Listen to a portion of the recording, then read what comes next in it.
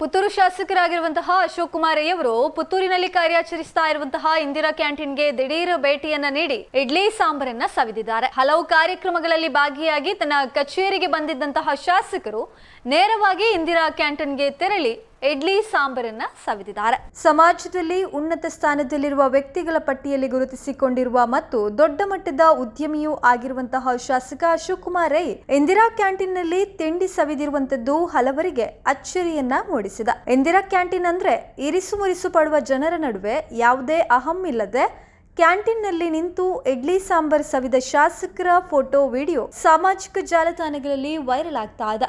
ಸಾಮಾನ್ಯ ವ್ಯಕ್ತಿ ಇಂದಿರಾ ಕ್ಯಾಂಟೀನ್ ಅಥವಾ ಇನ್ಯಾವುದೋ ಗೂಡಂಗಡಿಗಳಲ್ಲಿ ಕುಳಿತು ತಿಂಡಿಯೋ ಅನ್ನವೋ ಸೇವಿಸಿದ್ರೆ ಅದು ಕಾಮನ್ ಆಗ್ತದೆ.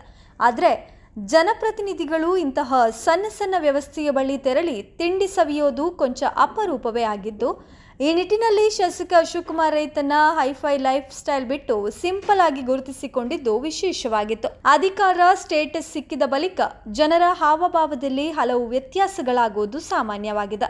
ಆದರೆ ಕೆಲವು ಮಂದಿ ಇಂತಹ ವ್ಯಕ್ತಿಗಳಿಂದ ಕೊಂಚ ಭಿನ್ನವಾಗಿ ಗುರುತಿಸಿಕೊಳ್ತಾರೆ. ಅಂದಹಾಗೆ ಶಾಸಕ ಅಶೋಕ್ ಕುಮಾರ್ ರೈ ಇಂದಿರಾ ಕ್ಯಾಂಟೀನ್ನ ಭೇಟಿ ನೀಡಿ ತಿಂಡಿ ಸವಿಯೋ ಜೊತೆಗೆ ಕ್ಯಾಂಟೀನ್ನ ವ್ಯವಸ್ಥೆಯನ್ನ ಪರಿಶೀಲಿಸುವ ಮೂಲಕ ಕರ್ತವ್ಯವನ್ನ ಮೆರೆದಿದ್ದಾರೆ.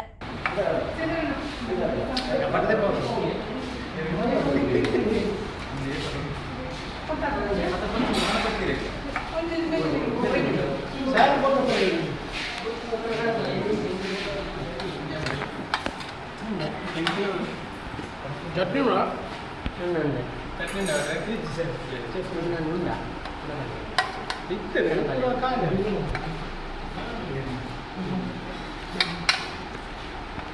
Podici.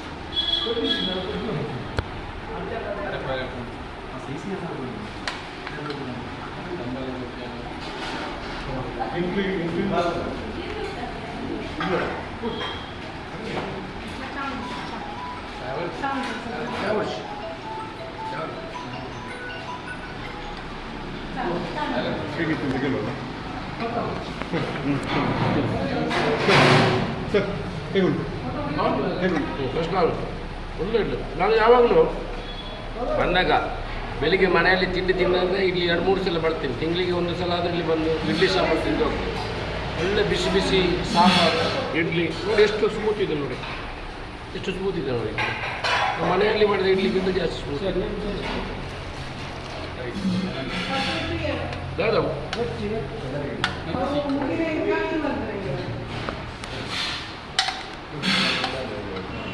ಈ ಇಡ್ಲಿ ಸಾಂಬಾರು ಎಷ್ಟು ಚಾರ್ಜ್ ಮಾಡ್ತೀರಿ? 5 ರೂಪಾಯಿ. 3 ಇಡ್ಲಿ 5 ಇದೆ ಅಂತ